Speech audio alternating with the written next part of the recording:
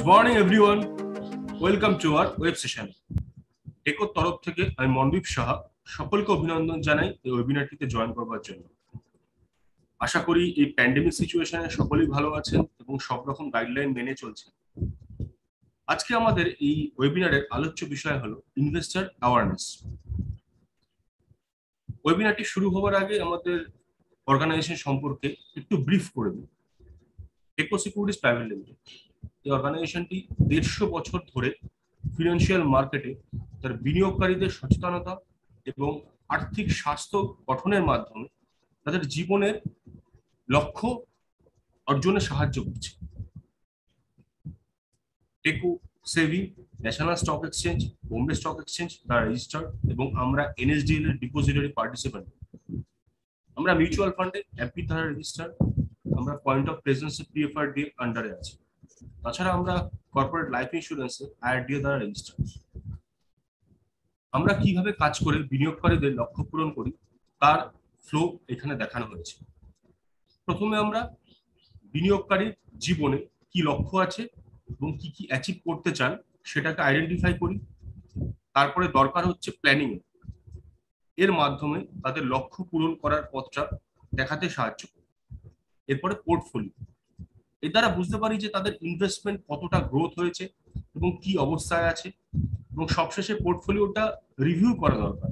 এই ক্ষেত্রে আমরা গোলটা কতটা অ্যাচিভ করতে পেরেছি এবং সেটি কোন স্ট্যাটাসে আছে সেটা রিভিউ এবং রিস্ট্রাকচারিং এর মাধ্যমে আমরা সেটা বুঝতে পারি। আমরা সব রকম সোশ্যাল মিডিয়াতে অ্যাক্টিভ থাকি অলওয়েজ। আপনারা আমাদের সব রকম মিডিয়ার পেজগুলো থেকে মার্কেট রিলেটেড বিভিন্ন রকম ইম্পর্টেন্ট নিউজ এবং ইনফরমেশন পেয়ে যাবেন।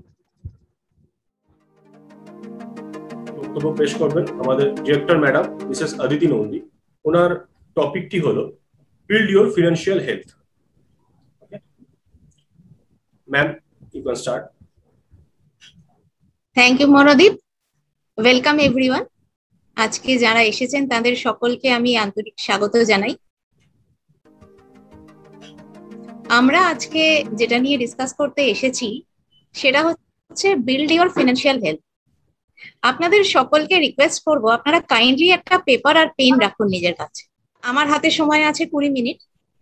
আমি আপনাদেরকে খুব সহজ 20টা স্টেপ বলবো এবং আমার ধারণা এই 20টা স্টেপ যদি আপনারা একটু লিখে নেন তাহলে আগামী 20 ঘন্টা আপনারা এটা নিয়ে মাথা ঘামাবেন, এর উত্তরগুলো খুঁজবেন এবং এই 20 ঘন্টা পর থেকে আপনাদের জীবনটা বদলাতে শুরু করবে। সবাই ready? Yes, ma'am. Yes, ma'am. আমাদের প্রথম স্টেপ হলো no your pay slip or income statement.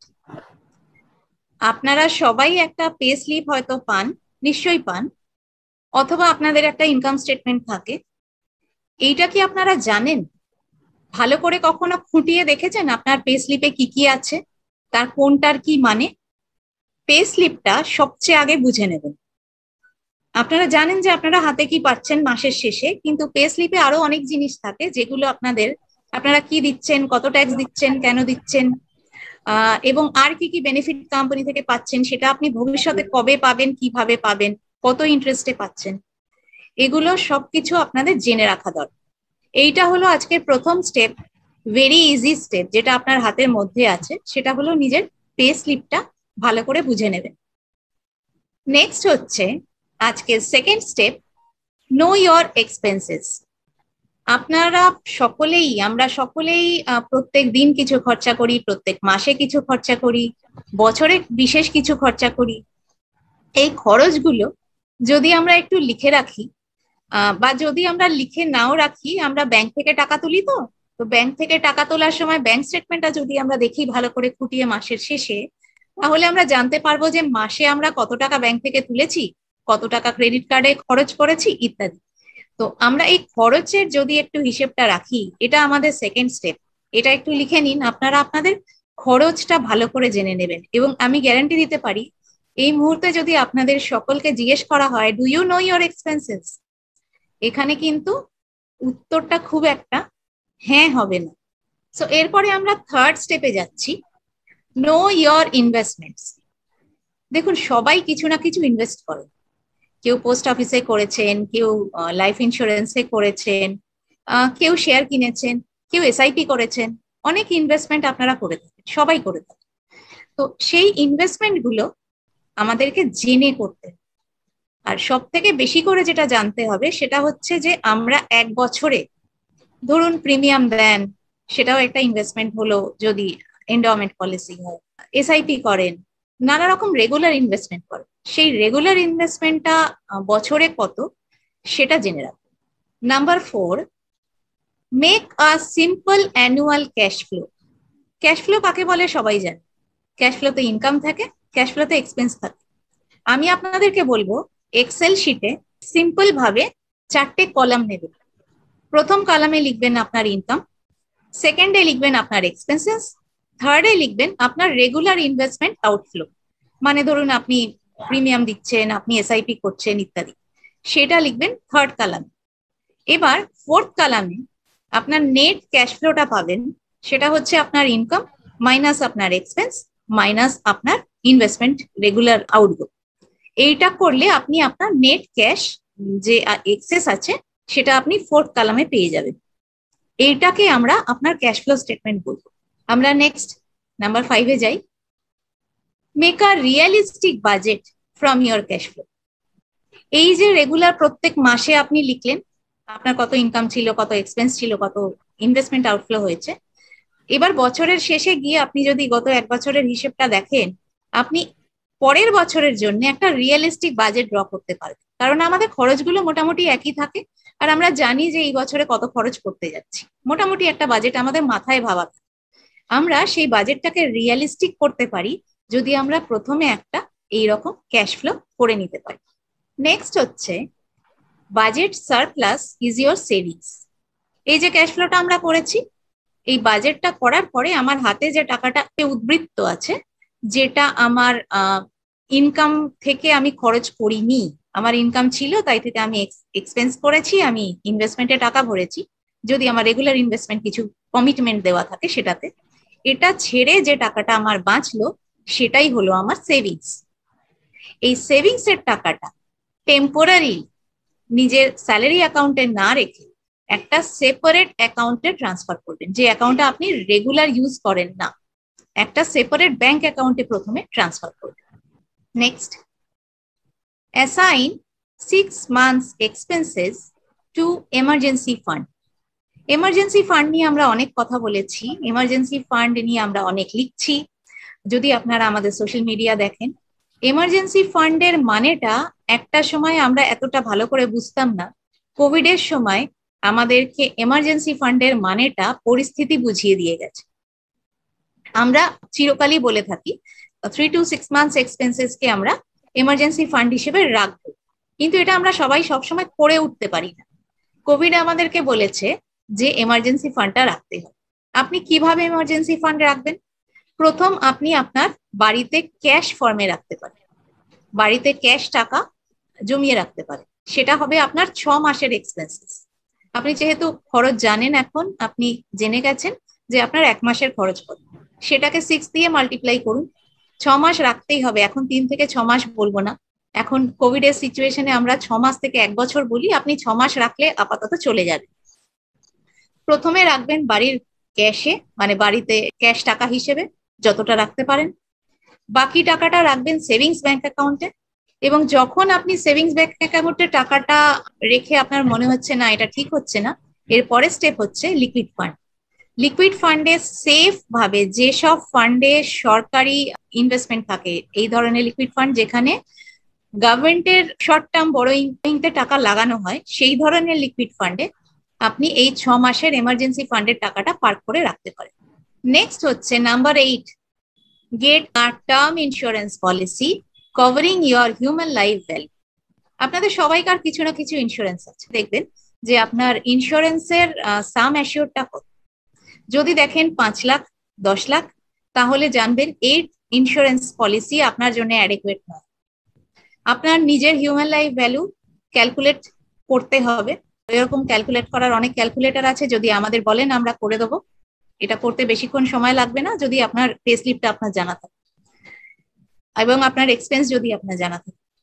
So term insurance পলিসিটা আপনার হিউম্যান লাইফ ভ্যালুর সমান হতে হবে। যে হিউম্যান লাইফ ভ্যালু আমরা ক্যালকুলেট করব, আপনার টার্ম ইন্স্যুরেন্স পলিসিটা ততটা হতে হবে। এবং টার্ম ইন্স্যুরেন্সই নেবেন, শুধু শুধু এন্ডাওমেন্ট পলিসি দিয়ে অনেক টাকা ইন্স্যুরেন্স করে লাভ নেই। টার্ম ইন্স্যুরেন্স পলিসির প্রিমিয়াম আপনার হাতের মধ্যে থাকবে, এবং টার্ম ইন্স্যুরেন্স পলিসিটা যদি কখনো প্রয়োজন হয়, যদি কখনো কোনো খারাপ কিছু ঘটে, সেই ক্ষেত্রে আপনার ফ্যামিলির জন্য কাজে আসবে। নেক্সট হচ্ছে number 9 step, get a family floater health insurance with adequate coverage. এই অ্যাডিকুয়েট কভারেজ কথাটাও ইম্পর্টেন্ট। হেলথ ইন্স্যুরেন্স নিতে হবে, অনেকেরই আছে। সেটা ফ্যামিলি ফ্লোটার হলে আপনি পুরো ফ্যামিলিকে কভার করতে পারছেন, এবং এটিডি এর বেনিফিটও পাবেন হেলথ ইন্স্যুরেন্সের জন্য। যেখানে আপনার শুধু নিজের ফ্যামিলি ফ্লোটার মানে ওয়াইফ এবং চিলড্রেন যদি কভার থাকে তাহলে আপনি 25,000 অবধি, আর যদি আপনার পেরেন্টস কভার থাকে তাহলে 60-এর তলায় তাদের বয়স হয় তাহলে অ্যানাদার 25,000, আর যদি তাদের 60-এর ওপরে বয়স হয় তাহলে অ্যানাদার 30,000। এই টোটাল 50 থেকে 55,000 টাকা আপনি এটিডি তে বছরে ট্যাক্স বেনিফিট হিসেবে ক্লেম করতে পারেন। এবং এই হেলথ ইন্স্যুরেন্সটা অ্যাডিকুয়েট কভারেজ যদি হয় তাহলেই ওটা কিন্তু যদি ইন কেস অফ নেসেসিটি ওটা কাজে আসবে। যদি ওটাতে কোনো লিমিট থাকে, যেরকম আগে হসপিটালে রুম রেন্টের লিমিট দিয়ে অনেকে হেলথ ইন্স্যুরেন্স নেন, সেগুলো না এই কোভিড এর সময়, এখন তো স্যানিটাইজেশন ইত্যাদি ব্যাপারে অনেক ধরনের খরচ হচ্ছে, তো সেইগুলো কিন্তু কভার্ড হয় না। তো সেই ক্ষেত্রে দেখা যায় 30 থেকে 50% টাকা বাদ চলে যায়, এই ধরনের লিমিট গুলো থাকে। সেই জন্য health insurance policy adequate coverage নেবেন এবং লিমিট ছাড়া নেওয়ার চেষ্টা করুন। Keep a track of your retirement purpose. প্রত্যেক মাসের শেষে কিছু কিছু টাকা স্যালারি পে স্লিপে কাটা যায়, তো সেটা কোথায় যাচ্ছে, কি পারপাসে যাচ্ছে, কত পাবো, এইগুলো মানে আমাদের সিটিসিতে তো গ্র্যাচুইটিও ধরা থাকে। তো যাদের গ্র্যাচুইটিতে কভারে যাচ্ছে এবং যাদের প্রভিডেন্ট ফান্ড বা এনপিএস এ টাকা জমা হচ্ছে, একটা হিসেব করে রাখা দরকার যে আপনি কত টাকা রিটায়ারমেন্ট পারপাস এখান থেকে জেনারেট করতে পারছেন। তারপর আমাদের ক্যালকুলেট করে দেখতে হবে আপনার অ্যাকচুয়াল রিটায়ারমেন্ট পারপাসটা কত লাগবে, কোনো গ্যাপ আছে। যদি গ্যাপ থাকে তাহলে সেটা একটা ইনভেস্টমেন্ট দিয়ে এখন থেকে ফুলফিল করতে হবে, যাতে রিটায়ারমেন্ট যখন কাছাকাছি এসে যাবে তখন কোনো রকম স্ট্রেস না। নেক্সট হচ্ছে reduce your liabilities and interest burden. আমরা লায়াবিলিটিটা যদি কমিয়ে রাখি আমাদের হেলথ ভালো থাকে। এখানে আমরা ফাইন্যান্সিয়াল হেলথের কথা বলছি। আমরা তো এতদিন কোভিড এর সিচুয়েশনে অনেকেই হেলথ কনসিয়াস হয়ে গেছি, যে আমরা আমাদের স্বাস্থ্য নিয়ে মাথা ঘামাই। আমরা সকালবেলা অনেকেই হাঁটতাম না, এখন হাঁটি। আমরা এক্সারসাইজ করতাম না, এখন করি। যারা স্মোক করতেন তারা অনেকে স্মোকিং কমিয়ে দিয়েছেন, স্মোকিং ছেড়ে দিয়েছেন। প্রায় প্রত্যেকেই এখন কোভিড থেকে বাঁচার জন্য রেগুলার গার্গল করেন, স্টিম নেন। এগুলো আমাদের হেলথকে ভালো রাখে। আমরা আজকে যে ডিসকাশনটা করছি, আমরা হাফওয়ে চলে এসেছি, সেটা হচ্ছে আমাদের ফাইন্যান্সিয়াল হেলথ। এই ফাইন্যান্সিয়াল হেলথের জন্য এই 11 নম্বর স্টেপ, লায়াবিলিটি কমানো, ইন্টারেস্ট বার্ডেন কমানো খুব বেশি জরুরি। আমরা যেরকম শরীরের মেদ কমাই, আমাদের লায়াবিলিটি হচ্ছে আমাদের ফাইন্যান্সিয়াল হেলথের মেদ। সো আমাদের লায়াবিলিটিটা কমিয়ে রাখতে হবে এবং ইন্টারেস্ট বার্ডেন কমিয়ে রাখতে। নেক্সট হচ্ছে আমরা দেখুন 12 নম্বরে চলে এসেছি। So we have covered 60% of what you have to do actually. Draw your life financial goals with a timeline. এইটা আমরা সব মানুষই জানি যে আমরা লাইফে কি চাই, আমাদের কি করার আছে। আমাদের চাইল্ড এডুকেশন, আমাদের রিটায়ারমেন্ট, আমাদের ফ্যামিলির সিকিউরিটি, আমাদের হলিডে প্ল্যান, আমাদের বাড়ি, আমাদের গাড়ি, এগুলো সবই আমাদের লাইফ গোলস। এই লাইফ গোলস গুলো আমাদের ভাবা থাকে, আমরা স্বপ্ন দেখি, কিন্তু সেই স্বপ্নটাকে বাস্তবে আনতে গেলে, আমাদের ড্রিমটাকে রিয়েলিটিতে আনতে গেলে গোল হিসেবে ওগুলোকে লিখে ফেলতে হবে। সো একটা কাগজে বা একটা ডায়েরিতে, একটা এক্সেল শিটে আপনারা আপনাদের লাইফ গোলগুলো লিখবেন, এবং লাইফ গোলগুলো ফাইন্যান্সিয়াল টার্মে লিখবেন। যদি টাকা না ধরা থাকে এই লাইফ গোলটা আপনি অ্যাচিভ করতে পারবেন না।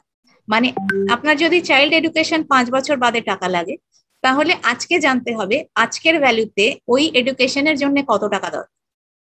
যদি আপনি বাড়ি কিনবেন ঠিক করেন এখন থেকে 3 বছর বাদে, তাহলে আপনাকে জানতে হবে আপনার বাড়ি কেনার বাজেট কত, যে এরিয়ায় যে বাড়িটা কিনতে যাচ্ছেন সে বাড়িটার দাম কত। তো এই টাকার হিসেবটা আপনাকে ওই গোলের সঙ্গে লিখে রাখতে হবে, যে আজকের ভ্যালুতে ওই গোলটার জন্য আপনার কত টাকা লাগবে, and with a time line. Next কলামে লিখবেন যে কবে চান, কত টাকা দিয়ে কিনবেন আজকের ভ্যালুতে, এবং কবে চান, কোনটা 3 বছর বাদে, কোনটা 5 বছর বাদে, মেয়ের বিয়ে 15 বছর বাদে। এই প্রত্যেকটা গোল কিন্তু টাইম লাইন দিয়ে লিখলে তবেই সেই গোলটা আপনি ফাইন্যান্সিয়ালি অ্যাচিভ করতে পারবেন, এবং খুবই সহজভাবে অ্যাচিভ করতে পারবেন। যদি সেটা কখনো সুযোগ পাওয়া যায় তাহলে আপনাদেরকে আমরা আবার সুন্দরভাবে বুঝিয়ে দেব। 13, নো ইয়োর রিস্ক প্রোফাইল। আমরা আমাদের ব্লাড গ্রুপ জানি, এককালে আমরা ব্লাড গ্রুপ জানতাম না, কিন্তু এখন আমরা অনেকেই আমাদের ব্লাড গ্রুপ জানি।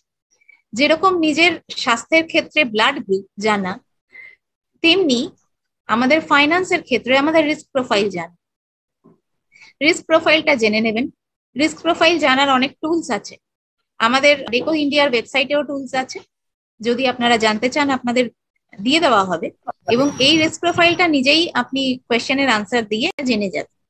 সুতরাং নিজের রিস্ক প্রোফাইল জেনে রাখবেন, that is very much important. Number 14, assign all your investments to different life goal.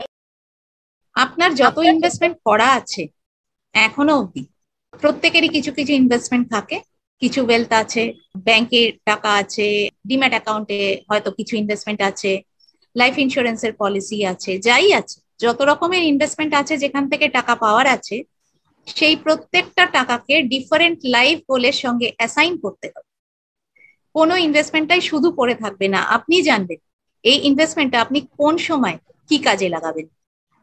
এইটা জানা ভীষণ জরুরি। যে লাইফ গোলগুলো আপনি লিখেছেন সেই লাইফ গোলের সঙ্গে আপনার একটা একটা করে ইনভেস্টমেন্টকে অ্যাসাইন করবেন, তবে আপনি গ্যাপটা দেখতে পাবেন যে কতটা অলরেডি আপনি জমিয়ে ফেলেছেন আর কতটা জমানো এখনো বাকি আছে। এই ব্যাপারটা ভীষণ ইম্পর্টেন্ট। আপনি যদি আপনার লাইফের ফাইন্যান্সিয়াল হেলথকে গড়ে তুলতে চান তাহলে এই জিনিসটা করলে আপনি সত্যিই বলতে 70% এগিয়ে যাবেন। Number 15, so we have covered 75% of it. Achieve goals with long-term investment in a systematic and disciplined manner. যে টাকাটা আমাদের এখন থেকে জমাতে হবে, যে টাকাটা আমরা এখনো জমাইনি, সেই টাকাটা আমরা সিস্টেম্যাটিক ওয়েতে ডিসিপ্লিন ভাবে জমাবো। এটা করার অনেকগুলো রাস্তা আছে, এবং লং টার্মে জমাবো। যতদিন আমার গোলের জন্য পড়ে আছে আমি ততদিন ধরেই একটু একটু করে জমাবো। এটা কিন্তু করতে খুব একটা স্ট্রেস হবে না, খুব একটা কঠিন হবে না, কাজটা যথেষ্ট সহজেই হবে। এসআইপি একটা ভালো মেথড, যেটাকে আমরা সিস্টেম্যাটিক ইনভেস্টমেন্ট প্ল্যান বলি। এছাড়াও রাস্তা আছে, যেটা আমরা স্টকেও একটু একটু করে ইনভেস্ট করতে পারি, আমরা এরকম নানা জায়গায় ইনভেস্ট করতে পারি, আমরা ন্যাশনাল পেনশন সিস্টেম এনপিএস এ টাকা জমাতে পারি। তো এটা সবই হচ্ছে সিস্টেম্যাটিক অ্যান্ড ডিসিপ্লিন, যেটা আমি জানি যে আমাকে মাসে কত টাকা দিতে হবে অথবা আমাকে বছরে কত টাকা দিতে হবে, যেটা আমি মিস করি না। সেজন্যই এটা সিস্টেম্যাটিক এবং ডিসিপ্লিন। যদি আমরা সিস্টেম্যাটিক ওয়েতে পোস্ট অফিসের স্মল সেভিংস স্কিমেও টাকা জমাই তাহলে কিন্তু আমরা অনেক টাকা পাই, যেরকম পিপিএফ, পাবলিক প্রভিডেন্ট ফান্ড, সেখানেও আমরা একটু একটু করে টাকা জমিয়ে চলতে পারি। গার্ল চাইল্ডের জন্য সুকন্যা সমৃদ্ধি, সেখানেও জমাতে পারি, এবং এগুলোতে ট্যাক্স ফ্রি হিসেবে খুব ভালো রকম রিটার্ন পাওয়া যায়। এটাও কিন্তু সিস্টেম্যাটিক এবং ডিসিপ্লিন ম্যানারে টাকা জমা। Number 16, we have come across 80%. Diversify your investments across different asset classes and understand them. ইনভেস্টমেন্টকে ডাইভার্সিফাইড রাখতে হবে। আমরা একই বাক্সে নানা ধরনের এগ রাখবো না। We will not put all the eggs in one basket. We will diversify them. এবং we will not diversify them only across different shares. We will diversify them across different asset classes. কোনোটা আমরা শেয়ারে রাখবো, কোনোটা বন্ডে রাখবো, কোনোটা post অফিসে রাখবো, ডিফারেন্ট অ্যাসেট ক্লাসে রাখবো, যেখানে যেটা দরকার। এবং এই প্রত্যেকটা অ্যাসেট ক্লাসকে জেনে বুঝে রাখবো। প্রথমেই আন্ডারস্ট্যান্ড করতে হবে, বুঝে নিতে হবে, তবেই টাকাটা রাখবেন ওই অ্যাসেট ক্লাসে। যেটা বোঝেন না সেখানে রাখবেন না। ক্রিপ্টোকারেন্সি অনেকে মনে করেন যে হ্যাঁ এটা দারুণ ব্যাপার। আপনি কি বোঝেন ক্রিপ্টোকারেন্সি? যদি বোঝেন তাহলেই রাখবেন। আমরা বুঝি না, সেজন্য আমরা রাখি না। Number 17, understand and optimize your tax liability. আপনারা আপনাদের ট্যাক্স লায়াবিলিটিটা বুঝে নেবেন এবং অপটিমাইজ করতে হবে ট্যাক্স লায়াবিলিটি। যেটা করতে গেলে আপনার পে স্লিপে যে ট্যাক্সের অঙ্কটা আছে ওটা আপনাকে বুঝে নিতে হবে, যে ট্যাক্সটা দিচ্ছেন সেটা কি ঠিক দিচ্ছেন না এর থেকে কম ট্যাক্স দেওয়া সম্ভব। এটা করতে গেলেও আপনারা আমাদের হেল্প নিতে পারেন, আমাদেরকে জিজ্ঞেস করতে পারেন, আমরা বলে দেবো ডিটেইলে। এইটা কিন্তু করতে হবে। এটা হচ্ছে number 17 step. Number 18, we are at 90% of it. We are not far away from our goal. আজকে আমাদের যে গোল, আপনাদের ফিনান্সিয়াল হেলথ গড়ে তোলা, আপনাদেরকে প্রথম স্টেপটা করিয়ে দেব। সেটা হচ্ছে যে যেদিন আপনি আপনার প্রথম একটা প্রপার্টি ওন করবেন, সেদিনই আপনি একটা উইল করে ফেলবেন। উইল করতে আপনাকে বেশি দূর যেতে হবে না, নিজে বাড়িতে একটা কাগজের সাধারণ ভাষায় লিখলেও সেটা উইল হয়। কিন্তু একটা উইল থাকা খুব জরুরি। কেন জরুরি?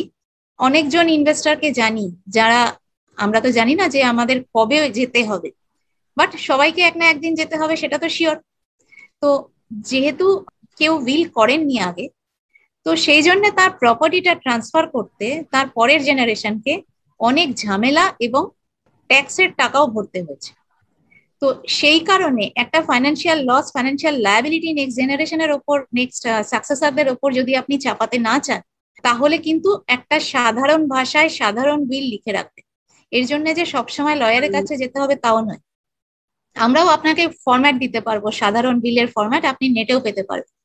সেইভাবেই লিখে রাখবেন, দরকার পড়লে যদি বেশি ঝামেলা না চান বাড়িতে রেখে দেবেন, দরকার পড়লে রেজিস্টার করবেন। কিন্তু কারোর যদি শুধু ওয়াইফ এবং একটি চাইল্ডও থাকে, তাহলেও তার উইল করে রাখা জরুরি। নমিনেশন সব জায়গায় কিন্তু অ্যাপ্লাইড নয়, উইল সব জায়গায় applied. Number 19, check your nominations. আপনার ডিফারেন্ট জায়গায় নমিনেশন করা আছে কিনা, যেখানে নমিনেশন করা সম্ভব সেখানে আছে কিনা, সেগুলো একটু চেক করে নেবেন। এটা চেক করতে খুব বেশি সময় লাগবে না, আপনি আজকে বসেও এটা করতে পারেন যে আপনার যত কম ডকুমেন্ট আছে, আপনার ডিম্যাট অ্যাকাউন্ট বা যা কিছু আছে ইনভেস্টমেন্ট, যেখানে যেখানে নমিনেশন পসিবল, আপনি কি নমিনি করেছেন? যদি না করে থাকেন তাহলে আপনাকে নমিনেশন করার দিকে এগোতে হবে।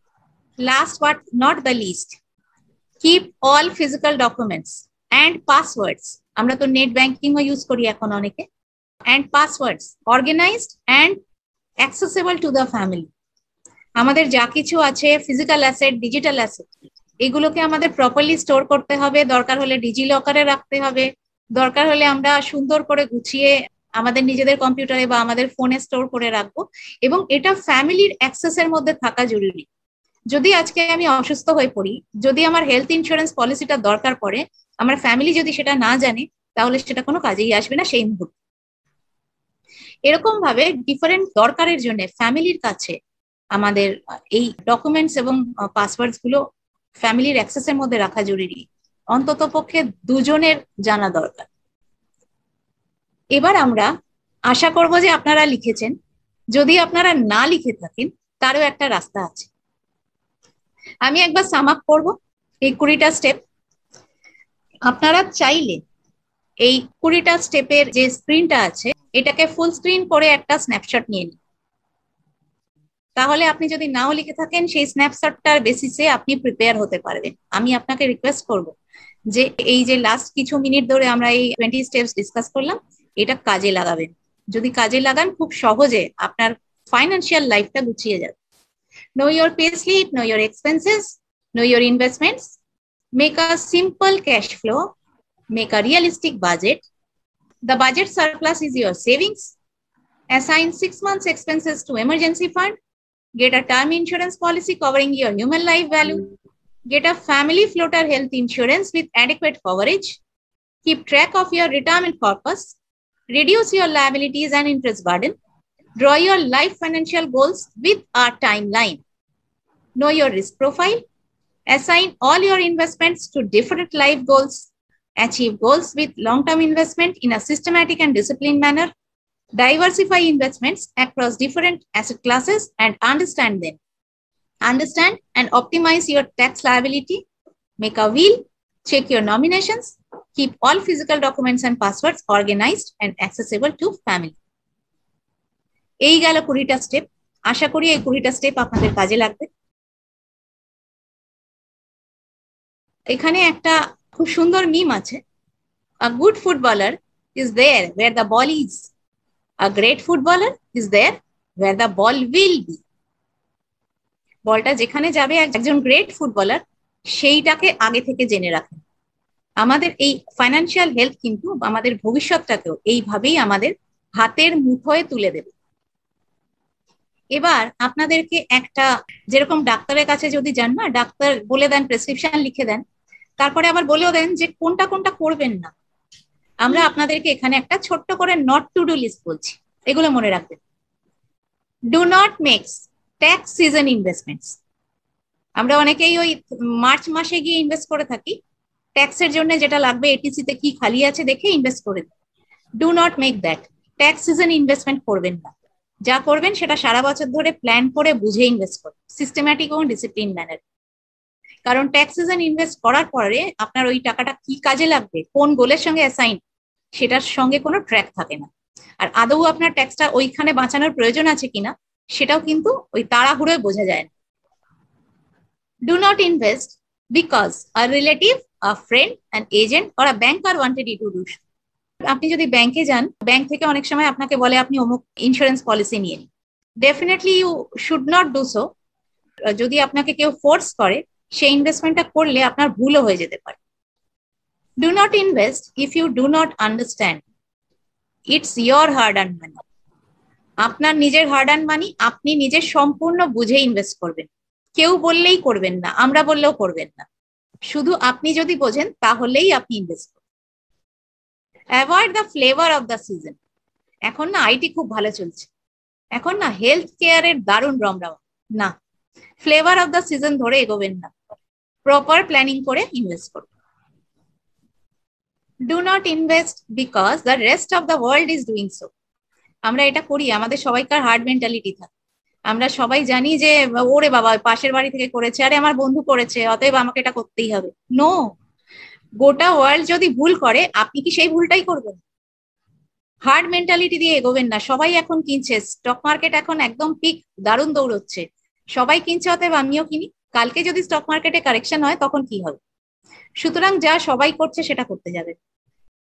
The goal isn't more money, the goal is living life on your terms. টাকা পয়সা অনেক থাকলেই আমার গোল ফুলফিলড হয় না। আমি কি নিজের টার্মে, আমি যেভাবে লাইফটাকে কাটাতে চাইছি সেইভাবে কি আমি লাইফটা কাটাতে পারবো? সেটাই আমার অ্যাকচুয়াল লাইফ। আপনাদের যার যা প্রশ্ন আছে যদি কিছু থাকে আপনারা কোয়েশ্চেন আনসার সেশনে সেটা নিয়ে আসবেন। আমরা আপাতত নেক্সট এজেন্ডায় চলে যাচ্ছি। Monodeep, over to you. Thank you very much everyone for your patient hearing. Thank you. এখন বক্তব্য রাখবেন আমাদের chief marketing officer Mr Suman da. ওনার টপিক হলো conception of mutual fund. Sir, you can start. Thanks a lot. So first of all, I want to extend my thanks to Mr. Saurabh Bhattacharya, HR of Indorama. He is there in the meeting itself. ওনার যে টিমরা আছেন প্রায় 8 জন মতো join করেছেন। Thanks all of you, কারণ আমাদের এই সেশনটা করার খুব ইচ্ছে ছিল ইন্দোরামার সাথে, তো শীর্ষেন্দু সেটা ব্যবস্থা করেছে এবং মিস্টার ভট্টাচার্যার সহযোগিতা না থাকলে আমরা এই সেশনটা করতে পারতাম না। So now we will go to our session. What is the conception of mutual fund? Actually, Aditi madam খুব সুন্দর কতগুলো কথা বলছিলেন, তার মধ্যে দুটো কথা আমার খুব ভালো লেগেছে। ওয়ান থিং ইজ, আমরা চাই কিন্তু জানি না কিভাবে পাবো। That's a thing. আমরা তো অনেক কিছুই চাই জীবনে, যে অনেক কিছু করতে হবে, এটা পেতে হবে, ওটা পেতে হবে, কিন্তু how to reach that goal, how to get it, সেটা করার জন্য কিন্তু আমাদের প্রপার প্ল্যানিং দরকার। এবং সেই প্ল্যানিংটা যদি আমরা টাইমলি করতে পারি তাহলে পরে কিন্তু আমরা মেসির মতো ঠিক বলের কাছে আগেই পৌঁছে যাবো, যে আমি জানি যে এখানে বলটা আসবে। ভাই সুনীল ছেত্রী, ঠিক আছে, সুনীল ছেত্রী যেখানে বল সেখানে সুনীল ছেত্রী, কিন্তু আগে থেকে চিন্তা ভাবনা করে মেসি কিন্তু তার ইনটুইশন বলে দেয় যে বলটা কোথায় আসতে পারে। সো ন্যাচারালি আমাদের ফিনান্সিয়াল টার্মসে কিন্তু সেইভাবেই করা উচিত যে বলটা কোথায় যেতে পারে এবং আমি কোথায় পৌঁছাতে পারি, so that I can get my goal or I can achieve my financial goal. যে জীবনটা আমি আমার নিজের টার্মসে যেন বাঁচতে পারি। পয়সা তো অনেক কিছু থাকে, কিন্তু পয়সাটা আমরা কিভাবে ডিপ্লয় করবো সেটা কিন্তু আরেকটা ব্যাপার। তো ম্যাডাম কথা বলার সময় অনেকগুলো আমাদের কাছে ইনভেস্টমেন্ট অ্যাভিনিউ দিয়েছেন, যে বিভিন্ন টাইপ অফ ইনভেস্টমেন্ট আমরা করতে পারি। আমরা স্টকে ইনভেস্টমেন্ট করতে পারি, আমরা এনপিএস এ ইনভেস্টমেন্ট করতে পারি, আমরা ট্যাক্স সেভিংস করতে পারি, পিপিএফ এ করতে পারি, সুকন্যাতে করতে পারি। One of them is mutual fund.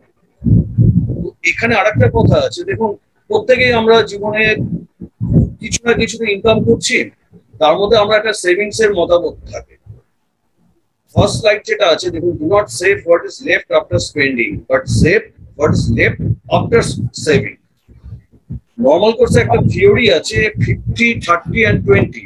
যেটা আগে ছিল। 50 হচ্ছে আমার যা যা দরকার, আমাকে এগুলো ইলেকট্রিসিটি বিল আমার পেমেন্ট করতে হবে, আমাকে এলআইসি পলিসি পেমেন্ট করতে হবে, আমাকে সংসার খরচের জন্য আমার ওয়াইফের হাতে টাকা তুলে দিতে হবে, এগুলো যে নিড, এগুলো আমাকে করতেই হবে কম্পালসারি।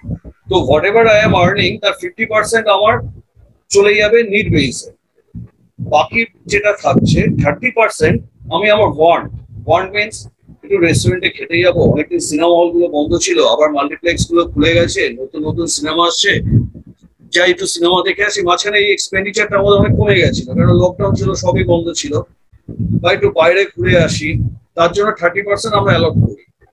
আর 20% রাখা হয় সেভিংস এর জন্য। এটা আগের কনসেপশন। এই কনসেপশন মেনে যারা চলে তারা কিন্তু দেখা যায় যে খুব বেশি দিন কিন্তু তারা এই জিনিসটা কন্টিনিউ করতে পারে না, সেভিংস এর ব্যাপারটা। কিন্তু ঠিক উল্টোটা যদি আমি করি, ফার্স্ট অফ অল 50% আমার নিড বেসিসে ওইখানে যদি আমি একটু খরচ কমাতে পারি, আমার যা ইনকাম করছে তার 50%ই আমাকে নিড বেসিসে যাবে, সেটা হতে পারে না। আমি ইলেকট্রিসিটি বিল একটু ইচ্ছে করলে কমাতেও পারি, ওরা লাইট জ্বালিয়ে আমি চলে গেলাম এলসওয়্যার ঘুরে বেড়ালাম, বা এসিটা সারাদিন অন করলো, এটা আমরা কিছুটা কাটল করতে পারি। 50% আমরা কাটল করতে পারছি। যেটা ওয়ান্টস আছে, যে সিনেমায় যাব বা বাইরের খাবার খাবো, প্রচুর রেস্টুরেন্ট রয়েছে এখন, ঘর থেকে ফোন করলে পরে জোম্যাটো থেকে খাবার দিয়ে যাবে, সেখানে আমরা কিছু কমাতে পারি। তারপরে সেভিংস এর ব্যাপারটা ছিল। এবার ঠিক আমি কিন্তু উল্টোটা করি, আমার নিড বেসে যেটা খরচ সেটা আমি করলাম, ইনকাম মাইনাস সেভিংস যদি আমি করি, আমি যা ইনকাম করেছি তার থেকে আমি যেটা একটু সেভিংস করবো, ধরুন আমি 30% সেভিংস করবো, করে যেটা পড়ে থাকলো সেইটাকে কিন্তু আমি এক্সপেন্ডিচার হিসেবে ইউজ করবো। তার আমার ওয়ান্ট ফুলফিল করতে চাইবো, যে বাদ বাকি যে পয়সাটা থাকলো, তাহলে পরে কিন্তু লঙ্গার ডিউরেশনে you can achieve your financial goal. একটা প্ল্যান মাফিক কিন্তু আপনি এগোতে পারবেন। আগে যেটা ছিল, আমাদের নিয়ম ছিল যে income minus expenditure equal to savings, তা নয়, এখন হচ্ছে income minus savings equal to expenditure. এই পলিসিতে যদি আমরা যাই তাহলে পরে কিন্তু আমাদের ফিনান্সিয়াল গোল অ্যাচিভ করাটা অনেক ইজি হবে। তো সেই হিসেবে একটা জিনিস লেখাটা যেটা আছে, দেখুন, to earn is not enough, you have to save, to save is not enough, you have to invest, and to invest is not enough, you have to invest properly. But আমাকে এমন ভাবে ইনভেস্টমেন্ট করতে হবে যাতে I can overcome the inflation rate of inflation. কিন্তু আমাদের সমস্ত savings খেয়ে নেয়। আমার যদি ইনফ্লেশন রেট 6% থাকে, আর আমি যদি ব্যাংক ফিক্সড ডিপোজিট থেকে 5.75 পাই, আমি ট্যাক্স ফ্যাক্সের মধ্যে যাচ্ছি না, এমনি নর্মাল কোর্সে বলছি, inflation 6%, I am getting 5.75 from bank deposits or any other fixed deposits, তাহলে কিন্তু শুরুতেই উইদাউট কনসিডারিং দি ট্যাক্স আমাকে তো -25 রিয়েল রিটার্ন হচ্ছে। তো আমাকে এমন জায়গায় ইনভেস্টমেন্ট করতে হবে যেখান থেকে আমি 6% এর বেশি আর্ন করতে পারবো। তো সেই জায়গাটায় যখনই আমাকে যেতে হবে, তখন কিন্তু অ্যাসিওর রিটার্নের দিকে গেলে পরে আমার হবে না, তখন I have to take some risk. এবং সেই জায়গাটায় আসছে দুটো জায়গা আসছে। এখন stock, I can go for stock, secondly হচ্ছে I can go for mutual funds. এই দুটো অপশন কিন্তু আমার কাছে আছে। আর একটা আছে মাঝে মাঝে যেটা ফেভার হয়, যেটা হলো আমাদের yellow metal, that means gold. তবে গোল্ডের ক্ষেত্রে দেখা গেছে যে হঠাৎ করে বেশ কিছুটা উপরে উঠে যায়, তারপরে কিন্তু গোল্ড আবার বিয়ারিশ মোডে চলে যায়। কিন্তু একদম যদি প্ল্যান মাফিক আপনি যেতে পারেন, তাহলে পরে কিন্তু স্টকের সাথে মিউচুয়াল ফান্ডটা সবসময় আপনাকে দেখতে হবে। স্টকের ক্ষেত্রে কি আছে, স্টক ম্যাডাম যেটা ইনডাইরেক্টলি বলে দিয়েছেন যে আমরা স্পেকুলেশনে চলি। তারপরে এই মুহূর্তে হয়তো আইটি সেক্টর খুব ভালো হবে বা ফার্মা সেক্টর খুব ভালো হবে। আমার পাশের বাড়ির রামবাবু কিনেছেন, প্রচুর টাকা পেয়ে গেছেন ফার্মাতে ইনভেস্টমেন্ট করে, so I will go for Pharma without any research work or without going through the balance sheets of that particular company. আমি কিছু ফার্মা সেক্টরে XYZ কোম্পানি শেয়ার কিনে ফেললাম, কিছুদিন পরে দেখা গেল যে সেই স্টকটা ঠিক করলো না, তাহলে আমার পয়সাটা চলে গেল। রামবাবু প্রফিট করে ঠিক টাইমলি বেরিয়ে চলে গেছেন। তারপরে শ্যামবাবু যখন ইনভেস্টমেন্ট করেছেন, তখন কিন্তু অ্যাজ পার রুল সেন্সেক্স নিচের দিকে নামতে আরম্ভ করেছে। কারণ সেন্সেক্স দেখবেন সবসময় একটু, আমি এখানে ডায়াগ্রাম করে দেখাতে পারছি না, উপরে উঠছে নামছে, উপরে উঠছে নামছে, এই ব্যাপারটা আছে। দেখতে হবে যে কোন জায়গায় আমি এন্ট্রিটা নিচ্ছি, তার উপর কিন্তু আমার রিটার্নটা ডিপেন্ড করে। এবার দেখা গেল আমি এমন জায়গায় এন্ট্রিটা নিয়েছি যেখানে একদম টপে চলে গেছে, এরপরে সেন্সেক্স এর ল অফ গ্র্যাভিটেশন অনুযায়ী সেন্সেক্স এর নিচে নামার জায়গা, তো সেই জায়গাতে শ্যামবাবু কোনোদিন আগে স্টকে ইনভেস্টমেন্ট করেননি। উনি স্টকে ইনভেস্টমেন্ট করেছেন এমন জায়গায় যখন ধরে নেওয়া হচ্ছে মার্কেট একটা টপে পৌঁছে গেছে, তারপরে যে মুহূর্তে সেটা নিচের দিকে নামতে আরম্ভ করলো, শ্যামবাবু ভাবলেন ভালোই তো ছিলাম ব্যাংক ফিক্সড ডিপোজিট করে, ভালোই তো ছিলাম কিষাণ বিকাশ পত্র কিনে, কেন আমি করতে রামবাবুকে দেখে আমি শেয়ার মার্কেটে ঢুকতে গেলাম। তো এই ব্যাপারটা আসে। তো এইখানটায় যদি আপনাকে অ্যাভয়েড করতে হয় এই জায়গাটা, তাহলে কিন্তু আপনাকে মিউচুয়াল ফান্ডের থ্রু দিয়ে আপনি ইনভেস্টমেন্ট করতে পারেন। Now what is mutual fund? Mutual fund হচ্ছে, a mutual fund is a pool of investors' money who share a common financial goal. এমনি আপনাদের অফিসেও দেখবেন, আমি জানি না এখনকার অফিসে থাকে কিনা, অনেক অফিসে থাকে যে ছোট ছোট কমিটি তৈরি হয়, 5 জন 10 জন বা 15 জনের একটা গ্রুপ তৈরি করা হলো, সেখানে প্রত্যেকে মাসে মাসে কিছু টাকা কন্ট্রিবিউট করছে, কন্ট্রিবিউট করে একজনের হাতে টাকাটা তুলে দিচ্ছে, এবং সে সেই টাকাটা, ধরুন আমার পুজোর সময় আমার কিছু টাকা দরকার, আমি প্রত্যেক মাসে 1000 টাকা করে বা 2000 টাকা করে জমা করছি পার্টিকুলার একজনের কাছে। আমরা 10 জন মিলে একটা পুল তৈরি করলাম, করে একজনের হাতে দিলাম, সে টাকাটা খাটাচ্ছে। সে টাকাটা খাটায় কি করে? যে এই 10 জনের মধ্যে কারো হয়তো লোনের দরকার হয়েছে, তাকে সে লোন দিল, তার এগেইনস্ট একটা ইন্টারেস্ট রেট ফিক্সড থাকে, 1 বছর পরে সেই ইন্টারেস্টটা দিল, that will be the profit of that fund. এবং মিউচুয়াল ফান্ডের কনসেপশনটা হচ্ছে ঠিক সেই রকম, যে সবাই মিলে, যারা প্রত্যেকেই যাদের ফিনান্সিয়াল গোল প্রায় সেম, সেই ধরনের সবাই মিলে একটা পুল অফ মানি তৈরি করলো, তৈরি করে কোনো অ্যাসেট ম্যানেজমেন্ট কোম্পানির হাতে দিল। অ্যাসেট ম্যানেজমেন্ট কোম্পানি সেটাকে আবার কোনো ফান্ড ম্যানেজারের কাছে দিল। Fund manager on behalf of all, fund ম্যানেজারের কাজটা কি হচ্ছে, সে এমন এমন কোম্পানিতে ইনভেস্টমেন্ট করবে যেটা সমস্ত কিছু সে নিজে দেখবে। He is the expert. আমার আপনার মতো কোনো কিছু না পড়ে ইনভেস্টমেন্ট করবে না, সে কিন্তু সমস্ত কিছু দেখে করবে। দেখে সে ইনভেস্টমেন্ট গুলো করছে, এবং যেখানে আপনি হয়তো 500 টাকা দিয়ে একটা কোম্পানির শেয়ার কিনতে পারতেন, সেখানে দেখা গেল 500 টাকা দিয়ে মাত্র আপনার কন্ট্রিবিউশন 500 টাকা, কিন্তু আরো যেহেতু প্রায় 1000 খানেক বা 2000 ইনভেস্টর রয়েছে সেই পার্টিকুলার ফান্ডে, প্রচুর টাকা নিয়ে আমি হয়তো 40টা বা 50টা কোম্পানির মধ্যে আমি ইনভেস্টমেন্ট করতে পারলাম। প্রত্যেক আমার ইনভেস্টমেন্ট গুলো ডাইভার্সিফাইড হয়ে গেল, এবং মাত্র 500 টাকা দিয়ে আমি কিন্তু ভারতবর্ষের সবচেয়ে বড় বড় কোম্পানিগুলোর মধ্যে টু সাম এক্সটেন্ট এক্সপোজার নিয়ে নিতে পারলাম। যেটা বলছিলাম, এইভাবে ফান্ড ম্যানেজার ইনভেস্টমেন্ট করার পরে তার থেকে যে প্রফিট এলো, সেই প্রফিটটা প্রত্যেকের মধ্যে ডিস্ট্রিবিউট হবে। এইখানে একটা কথা আছে, আমি যে কথাটা বললাম যে প্রফিট এলো, এমন হতে পারে লসও হতে পারে।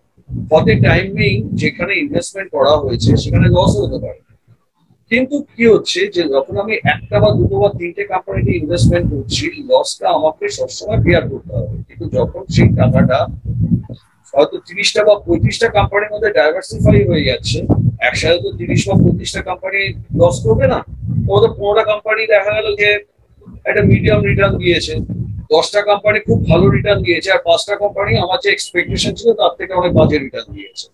অ্যাভারেজিং করে দেখা গেল মোটামুটি ভাবে আমি একটা ভালো রিটার্ন পেয়ে গেছি। এটা কিন্তু সম্ভব যখন আপনি মিউচুয়াল ফান্ডের থ্রু দিয়ে যাচ্ছেন। আর একটা যেটা মিথ আছে, আমরা দেখি অনেক সময় ইনভেস্টমেন্ট করার সময় লোকে এসে জিজ্ঞাসা করে, আমি কিন্তু মিউচুয়াল ফান্ডে যাব কিন্তু আমার অ্যাসিওর রিটার্ন চাই। Sorry, when you are taking risks there should not be any assurance. Assurance তখনই আমি দিতে পারবো যখন কিন্তু যে ইনভেস্টমেন্টে কোনো রিস্ক নেই। আজকে when you are going for bank deposits, when you are going for postal small savings, সেখানে to some extent you are getting assurance, as because ওখানে কিন্তু আপনার রিটার্ন যদি 15%ও আসে তাহলেও কিন্তু আপনি 5% পাবেন, আপনার রিটার্ন যদি 4% আসে তাহলেও কিন্তু আপনি 5% পাবেন। That is a kind of assurance, whereas bank fixed deposit এ কিন্তু এই assurance আমি, আমার মনে হয় আপনারা ইদানিং এইটা নিয়ে খুবই হইচই হয়েছে, আপনারা নিজেরাও জানেন যে আমাদের মধ্যে আগে ধারণা ছিল, অনেকেরই মধ্যে ধারণা ছিল যে আমি ব্যাংকে যদি টাকা রাখি, যদি কোনোভাবে ব্যাংক ফ্লপ হয়, I will get back my money, all money. Sorry, সেটা কিন্তু নয়।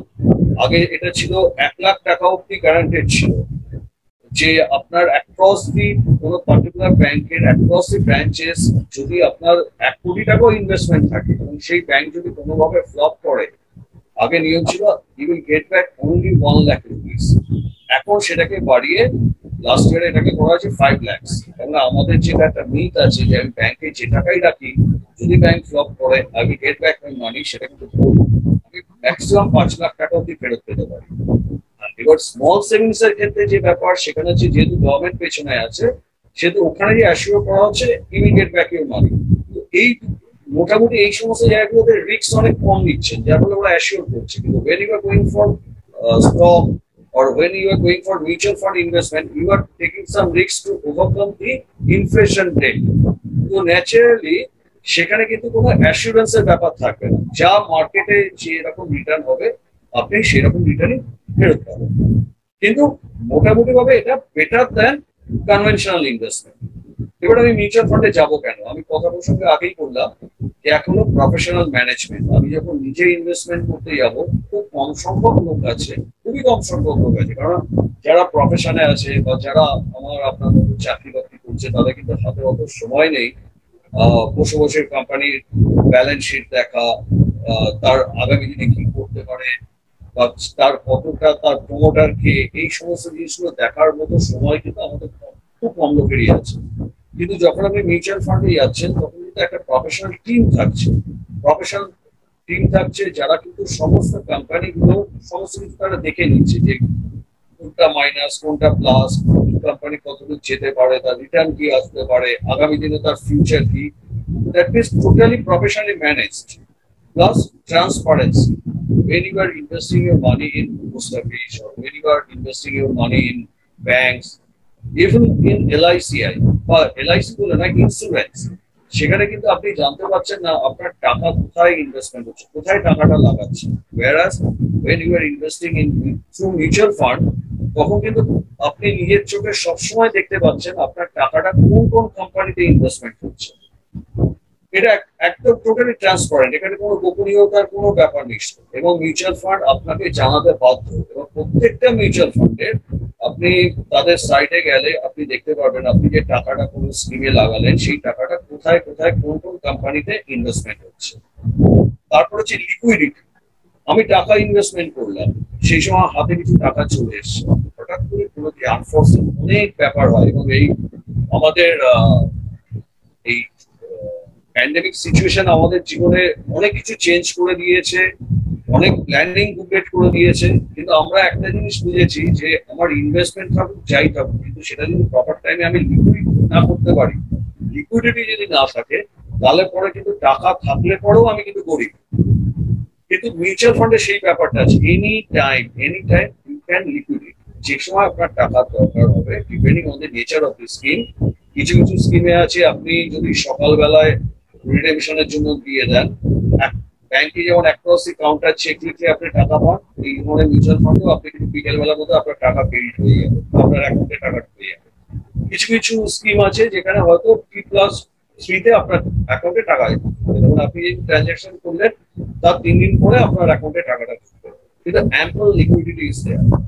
এবং রিস্ক ডাইভার্সিফিকেশন, যেটা আমি আগেই বললাম যে একটা কোম্পানি বা দুটো কোম্পানি বা তিনটে কোম্পানিতে ইনভেস্টমেন্ট না করে ইনভেস্টমেন্টটা হচ্ছে প্রচুর অনেকগুলো কোম্পানির মধ্যে, যার ফলে আপনার রিস্কটাও ডাইভার্সিফাই হয়ে যাচ্ছে। এবং দিস মিউচুয়াল ফান্ড, সমস্ত মিউচুয়াল ফান্ড গুলো রেগুলেটেড হয় সেবি এক্সচেঞ্জ বোর্ড অফ ইন্ডিয়ার মাধ্যমে, যেখানে কিন্তু সবসময় একটা মনিটরিং চলে যে কোনো মিউচুয়াল ফান্ডে কোনো গোলমাল হচ্ছে কিনা। এবং যেটা আপনারা দেখেছেন যে রিসেন্ট পাস্টে টেম্পলটনের একটা প্রবলেম হচ্ছিল, সাথে সাথে কিন্তু সেখানে সেবি এসছে, এবং সেবি এসে সেই সমস্ত ফান্ডের যে সমস্ত ইনভেস্টার ছিল তাদের জন্য কাজ করার চেষ্টা করে যাচ্ছে। মানে always it will be regulated by a regulated body that is called SEBI. So the next,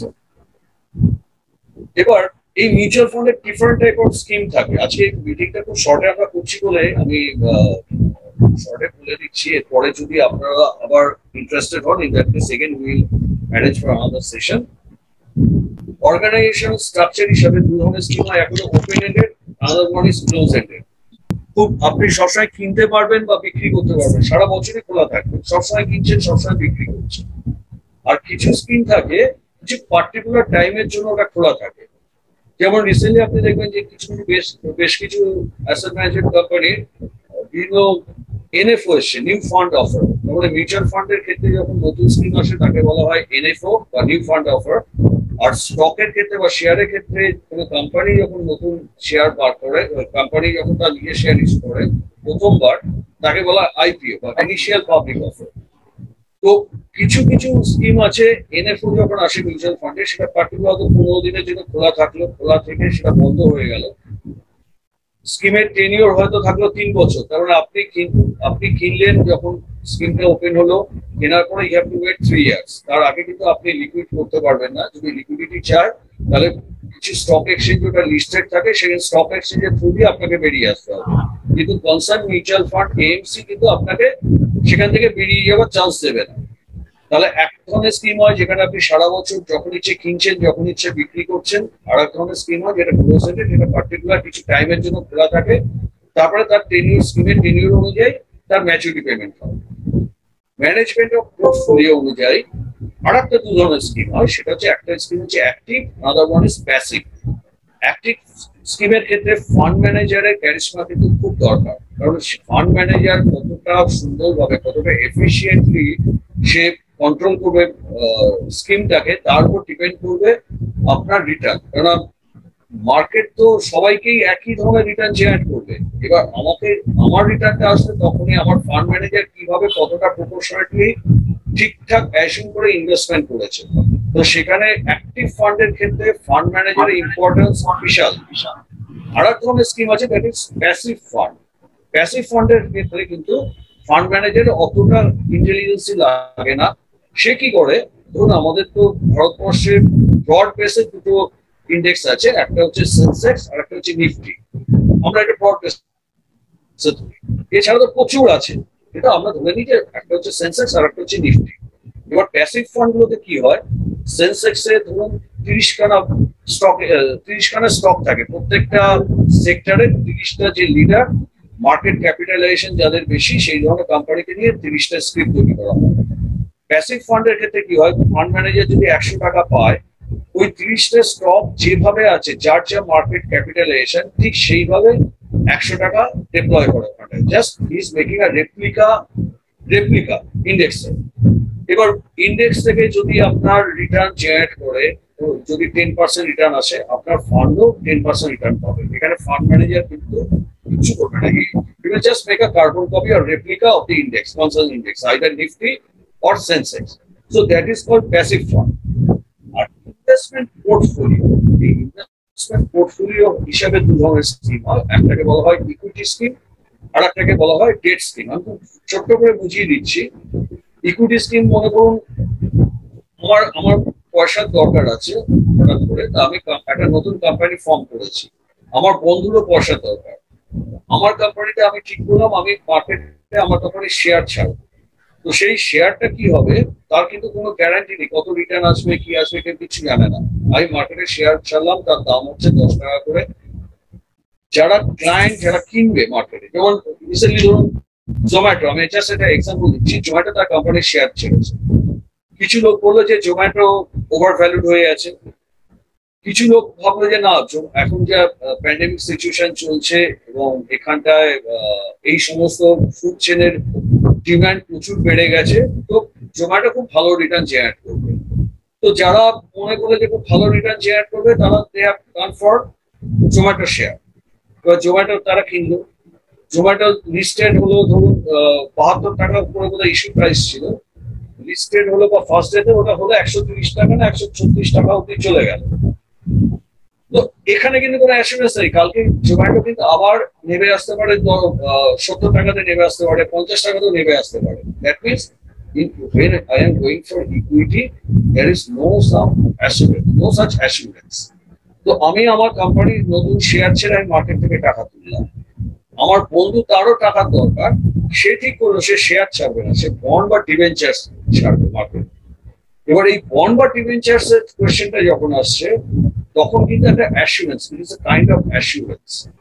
যে বন্ডের ক্ষেত্রে কি বলবে যে একটা 5 বছরের বন্ড ছাড়ছি, প্রত্যেকটা বন্ডের দাম ধরুন 5,000 টাকা, একটা বন্ডের দাম 5,000 টাকা।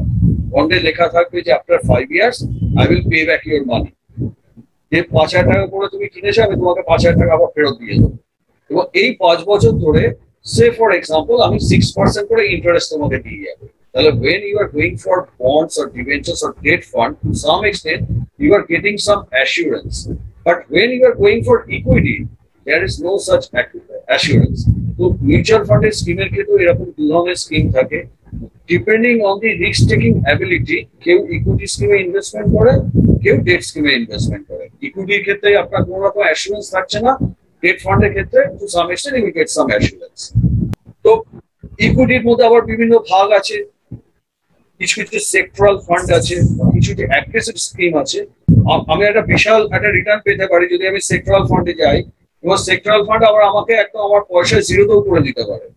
যাদের রিস্ক টেকিং এবিলিটি খুব বেশি এবং ইকুইটিতে যাচ্ছে এবং তারা অ্যাগ্রেসিভ ইকুইটি ফান্ডের মধ্যে যাচ্ছে, in that case they can go for sectoral fund. যদিও আমরা এটাকে খুব কম সময় সাজেস্ট করি যে পার্টিকুলার কোনো সেক্টরাল ফান্ডে যাওয়ার জন্য, যাদের খুব বেশি টাকা আছে, সারপ্লাস ফান্ড আছে এবং যারা রিস্কটা নিতে পারবে, they can go for sectoral fund. Otherwise common পিপলের জন্য কিন্তু সেক্টরাল ফান্ড নয়। মডারেট রিস্ক এবং মডারেট রিটার্ন আসবে লার্জ ক্যাপ বেসে, আর লো রিস্ক লো রিটার্ন আসবে ডেট অ্যান্ড লিকুইড ফান্ডস গুলোতে। ডেট আর লিকুইড ফান্ডস এর মধ্যে স্লাইটলি ডিফারেন্স আছে। লিকুইড ফান্ডস গুলো হচ্ছে খুব শর্ট টার্ম পার্কিং এর জন্য। ধরুন আমরা ব্যাংকে টাকা রাখলাম, সেভিংস অ্যাকাউন্টে পড়ে আছে, 3% রিটার্ন আসে, এখন আরো কমে গেছে, 2.5 এই ধরনের রিটার্ন আসে সেভিংস থেকে। তো ইন দ্যাট কেস আমার হয়তো 2 মাস বা 3 মাস পরে আমার টাকাটা দরকার হবে। তো I can put my money in liquid funds, যেখানে রিস্ক অনেক কম থাকে এবং মোটামুটি ভাবে 3 থেকে 4% রিটার্ন পাওয়া যায়। এবার any time you can liquidate, যে কোনো সময় আপনার টাকার দরকার হলে আপনি কিন্তু লিকুইড ফান্ড থেকে বেরিয়ে আসতে পারবেন। মিউচুয়াল ফান্ডে আমরা 3-4 রকম ভাবে ইনভেস্টমেন্ট করতে পারি। এক নম্বর হচ্ছে আমার কাছে অনেক টাকা আছে, আমি লামসাম ইনভেস্টমেন্ট করলাম। এখানে জাস্ট ছোট্ট করে বলে রাখছি যে প্রেজেন্ট যে সিচুয়েশন দাঁড়িয়েছে, দেখুন মার্কেটের যে জায়গাটায় মার্কেট পৌঁছে গেছে, যখন সবকিছু ভালো থাকে তখন আমরা সবাই বলি খুব ভালো খুব ভালো খুব ভালো, মার্কেট আরো উপরে উঠবে, স্কাই ইজ দ্য লিমিট। আবার যখন নিচের দিকে আসতে থাকে তখন কিন্তু আবার বলি যে কোথায় গিয়ে শেষ হবে আমরা জানি না, আরো নিচে নামবে, আরো নিচে নামবে, আরো নিচে নামবে। তো ব্যাপারটা হচ্ছে সত্যি কথা বলতে মার্কেট এই সময় একটু ঘটি হয়ে আছে, এবং প্যান্ডেমিক সিচুয়েশন যদি কথা মতো থার্ড ওয়েভও যদি আসে, সেক্ষেত্রে হয়তো কিছু একটা হতে পারে মার্কেটে, এবং কারেকশন একটা ডিউ হয়ে আছে। তো এই জায়গাটা এই সিচুয়েশনে দাঁড়িয়ে থেকে আমাদের মনে হয় লামসাম ইনভেস্টমেন্ট যারা রিস্ক নিতে পারবেন এবং মোটামুটি 5 থেকে 6 বছর অ্যাটলিস্ট থাকতে পারবেন মার্কেটে, they can go for lump sum investment.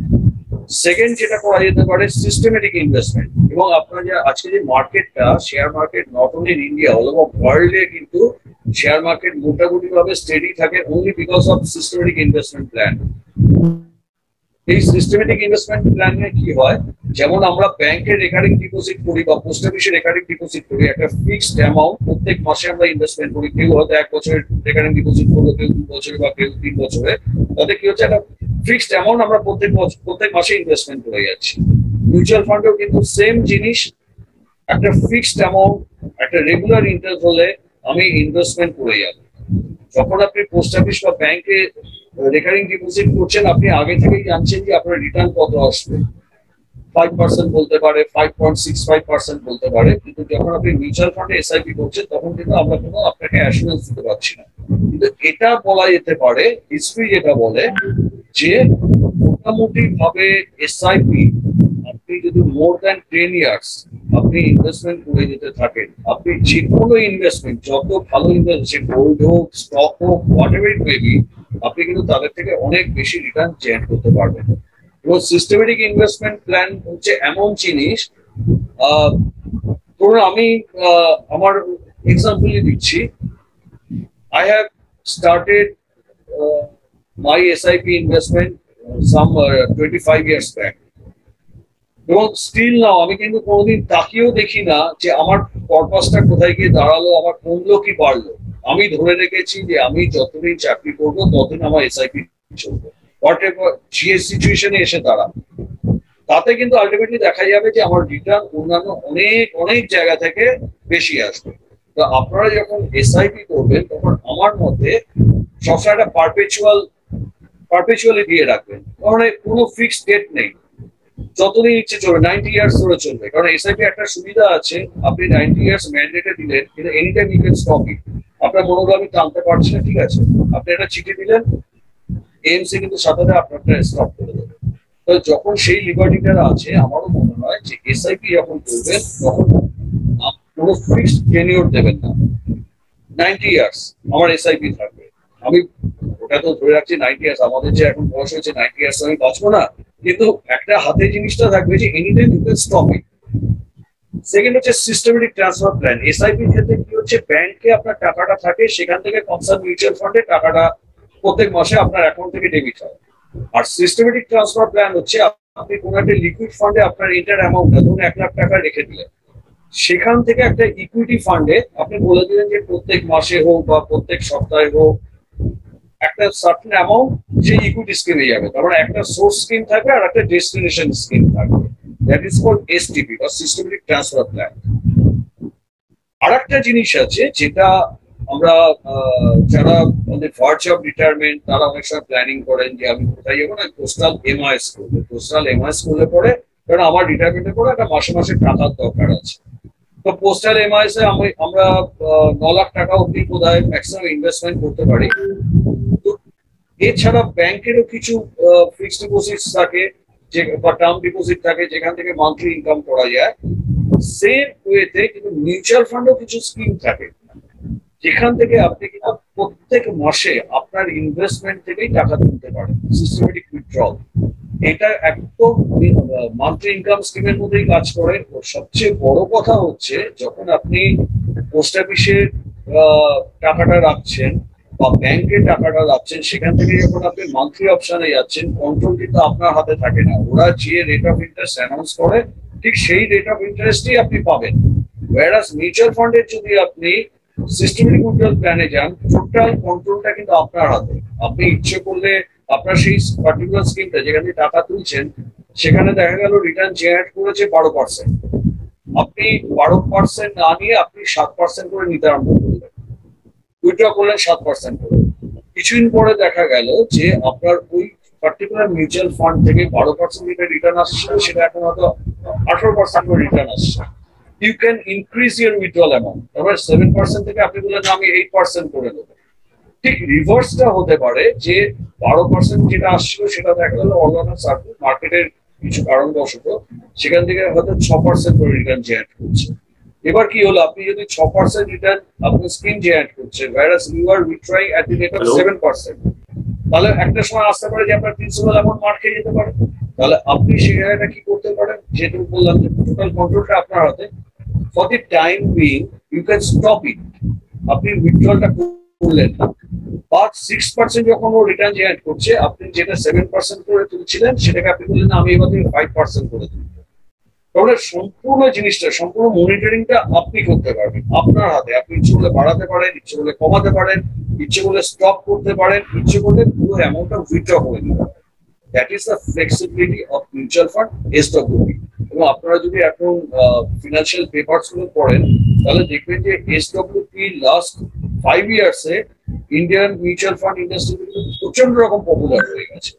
তবে একটাই কন্ডিশন হচ্ছে লঙ্গার ডিউরেশন। যে কোনো মিউচুয়াল ফান্ড ইনভেস্টমেন্ট কিন্তু সবসময় লঙ্গার ডিউরেশন, লং টার্ম ইনভেস্টমেন্ট করতে হবে। এবং same thing is applicable for stock investment. আপনি যখন স্টকেও থাকেন সেখানেও কিন্তু আপনি একটা গোল স্পেসিফিক করে লঙ্গার ডিউরেশন স্টে করার চেষ্টা করবেন। যদি লঙ্গার ডিউরেশন থাকেন কোনোভাবে কিন্তু আপনাকে ফিনান্সিয়াল মার্কেট আপনাকে রিচ করবে না, আপনি কিন্তু at the end of the day আপনি প্রফিট করে ফেলতে পারবেন। তো দ্যাট ইজ মাই সেশন। এরপরে যদি আপনাদের কিছু জিজ্ঞাসা করা থাকে আমাদের কাছে জিজ্ঞেস করতে পারেন, কোশ্চেন আনসার সেশন আছে। তবে উই আর ভেরি হ্যাপি। এবং মিস্টার ভট্টাচার্য আবার আপনাকে আমি থ্যাঙ্কস দিচ্ছি এবং আমি চাইবো যদি ভবিষ্যতে আবার আপনাদের সাথে এরকম বসা যায় এবং আপনার যদি সহযোগিতা থাকে আমরা সবসময় রেডি আছি আপনাদের সাথে কাজ করার জন্য। এবং শীর্ষেন্দুও ওখানে আছে, he will take care of it. Thank you. Now session is for question answer. Thank you sir. আচ্ছা, আপনারা যদি আপনাদের যদি কোনো কোয়ারি থেকে থাকে আপনারা আপনাদের ক্যামেরাটা অন করে ওদের কোয়ারিটা রেজ করতে পারেন। আমার একটা প্রশ্ন আছে, সেটা হচ্ছে যে আপনারা বলছেন সিস্টেমেটিক ট্রান্সফার প্ল্যান, সেক্ষেত্রে আমার দু ক্ষেত্রেই কি এক্সিট লোড লাগবে? মানে আমি একবার একটা ফান্ড থেকে উঠে এসে আরেকটা ফান্ডে ঢুকবো, so what about the entry load and exit load concept? আপনি কোয়েশ্চেনটা খুব সুন্দর করেছেন। ব্যাপারটা হচ্ছে যে আমরা বলি সিস্টেমেটিক ট্রান্সফার প্ল্যানে একটা জিনিস আমি প্রথমে বললাম যে লিকুইড ফান্ডে আপনার সোর্স ফান্ডটাকে রাখতে। লিকুইড ফান্ড থেকে যখন আপনি বেরোবেন there will be no exit load. কোনো লিকুইড ফান্ডে কোনো এক্সিট লোড থাকে না। এবার আপনি ডেস্টিনেশন ফান্ড হচ্ছে আমাদের অ্যাডভাইস হচ্ছে সবসময় কোনো ইকুইটি স্কিমে, লার্জ ক্যাপ বেস ইকুইটি স্কিমে যাওয়া। এবার সেখানে যখন গেলেন লিকুইড ফান্ড থেকে যখন বেরোচ্ছেন তখন কোনো এক্সিট লোড থাকছে না।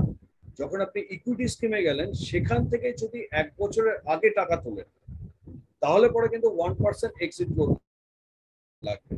এটা কিছু কিছু স্কিমের মধ্যে আবার দেওয়া হয়েছে যে যদি টোটাল আপনার যে ইনভেস্টমেন্ট ফান্ড তার 10% অব্দি যদি আপনি উইথড্র করেন তাহলে কিন্তু কোনো এক্সিট লোড লাগে না। উইদাউট এনি এক্সিট লোড আপনার টাকা তুলতে পারবেন।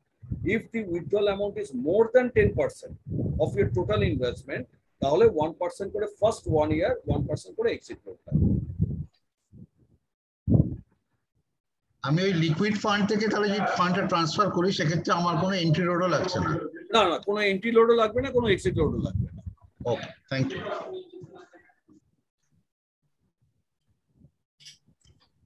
আর যদি কারো কোনো প্রশ্ন আজকের জন্য না থাকে তাহলে আপনারা পরেও আমাদেরকে প্রশ্নগুলো রেজ করতে পারেন, আমাদের ফোন করতে পারেন, আমাদের জিজ্ঞেস করতে পারেন বা আমাদের সোশ্যাল মিডিয়াতেও লিখতে পারেন। গুড আফটারনুন এভরিওয়ান, আমি ডেকো থেকে সৌতিক শাহ বলছি। আমি ধন্যবাদ জানাতে চাই মিস্টার সৌরভ ভট্টাচার্যকে এই ওয়েবিনারটিতে অ্যারেঞ্জ করার জন্য ওয়েবিনারটি, এবং সমস্ত পার্টিসিপেন্টদের জানাই অসংখ্য ধন্যবাদ এই ওয়েবিনারে জয়েন করার জন্য। আপনাদের স্ক্রিনের সামনে একটা ফিডব্যাক ফর্ম খোলা রয়েছে, তো কাইন্ডলি ফিডব্যাক ফর্মটিতে আপনার ফিডব্যাকটি অবশ্যই দিন। আপনাদের ফিডব্যাক আমাদের জন্য অত্যন্ত গুরুত্বপূর্ণ।